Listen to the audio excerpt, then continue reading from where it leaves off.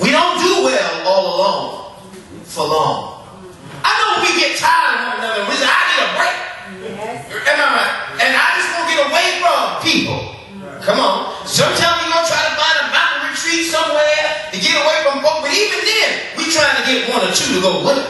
I ain't trying to go in the cave all by myself. We are created for community. We don't do it. We can't accomplish much all by ourselves. Isolation is the worst and cruelest form of punishment. For Zacchaeus, what was missing for him was belonging. To be included. He had position, he had power, he had stature, but he ain't had no friend. Stop and think about that. Yeah, he had the finest, but they talked about his kids. Kids go to school, he get ridiculed. Why? Because he was taxing their daddies too. He didn't have community. Because he knew everybody who was grinning at him would wish him dead by sundown. Despite his wealth, he wasn't liked. Despite his stature, he wasn't included. His kids got teased in school. He knew and felt the pain of isolation. He was a living example of Jesus' warning. What profits a person who gains the whole world and yet loses his soul? Without a purpose outside of accumulating wealth, Zacchaeus had nothing to give meaning or purpose to his miserable life. That misery only served to motivate more discord and discomfort on those who were responsible for his misery, the community. Some of us are acting out because we said it's y'all's fault I'm this way. Oh, come on now. I talk to the young folk. You know, I get them every Monday.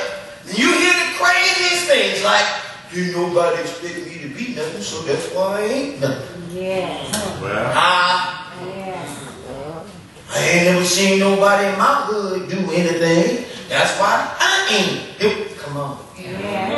Y'all know I'm not making this up. What we're saying is, I am who I am, and it's your fault I'm that way. He wasn't welcome at the public gathering places. The holy people were obligated to avoid him. The common people hated him. So what was the use? Well, no need to come out after hours. That's why you have to build it all in your house. Sega and, Xbox and all that, and big screens and movie theater, bowling alley in the house. Because he couldn't go to the bowling alley in town. Wasn't nobody going to bowl with him.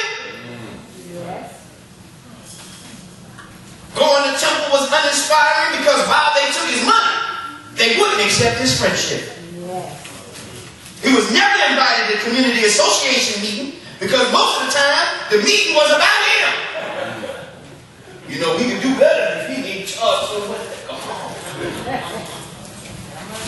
So when he heard the rumblings in the street about this prophet, this guy who was breaking all the conventions of his day, attending to the outcasts, reinterpreting Holy Writ, challenging the status quo, not just of Roman rule, but of Israel's religious system. He wanted desperately to catch a glimpse of this guy they called Jesus. He knew better than to expect an audience. He had long settled that the best he could get was a look at him. Wasn't no need me trying to talk to him.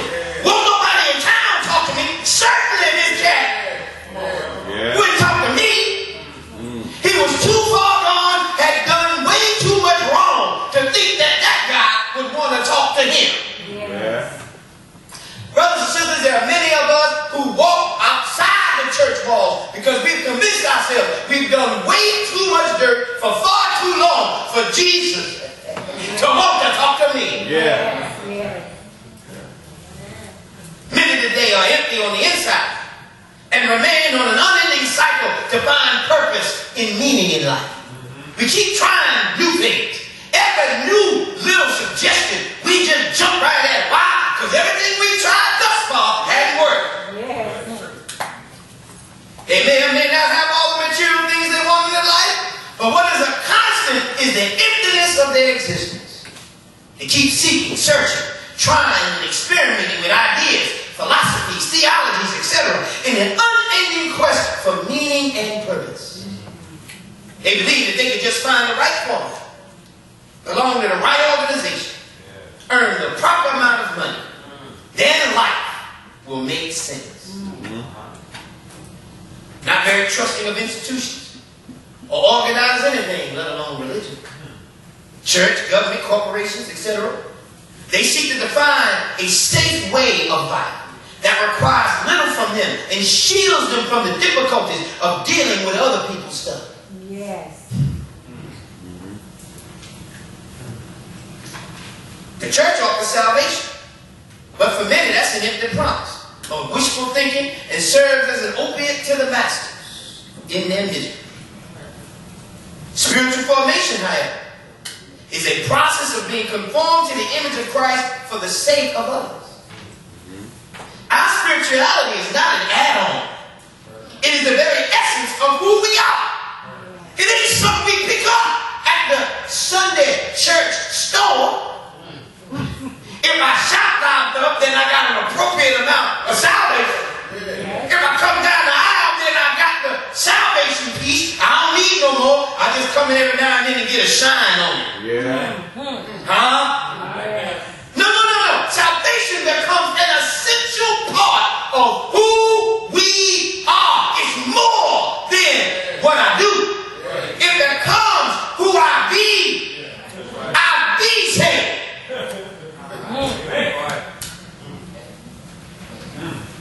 I'm moving on. Much of what passes for spiritual formation these days is very privatized, individualized experience. Morality is up to the individual.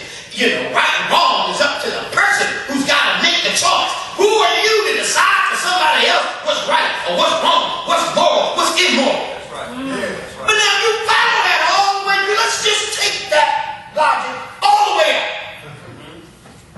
Who then determines the plumb line when my idea of morality conflicts with your idea of morality? Who decides? And then if we go to the judge, what rule is the judge using to decide on which side to fall on? Because now, of course, I care about my opinion like you care about your opinion, and just because you got one don't mean I'm going to give up mine. I mean, it's everybody's right to choose. Talk to me up in here. What's to stop me? When I decide my desire for what you got outweighs your need for you to keep what you got. So I decide to come get yours, because in my mind, I'm going to do better with it than you. You don't know what to do with that. Y'all laughing? When I was growing up, some folk got robbed on that very premise. You don't need that. You don't even know what to do with that. When they take it, I know what they take it.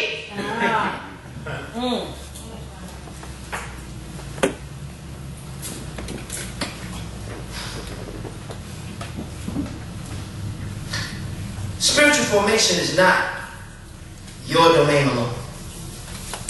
It ain't for you all by yourself. In your closet. All by yourself. You can't do it that way. See, because even if you could get better all by yourself, you doing it all by yourself doesn't enliven or enrich the body of Christ.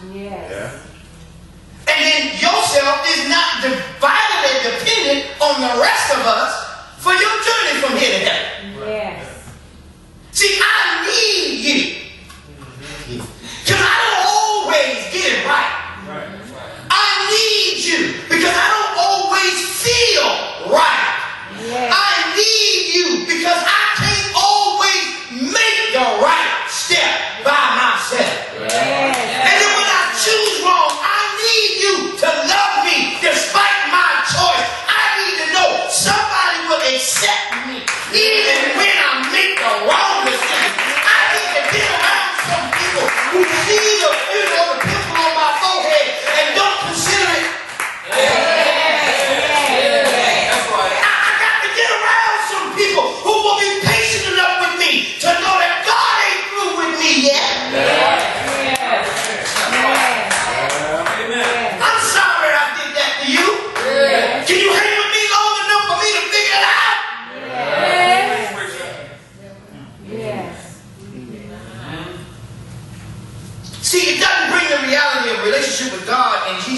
us to bear upon the brokenness and the pain in the world around us.